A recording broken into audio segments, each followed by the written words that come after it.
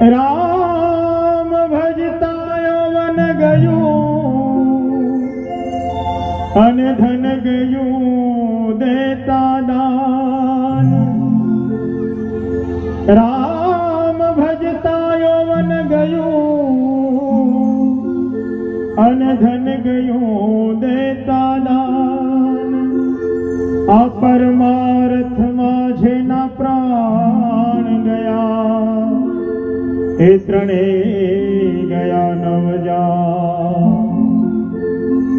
એટલે મોજ મારે મોજ મારે એ મોજ મારે રે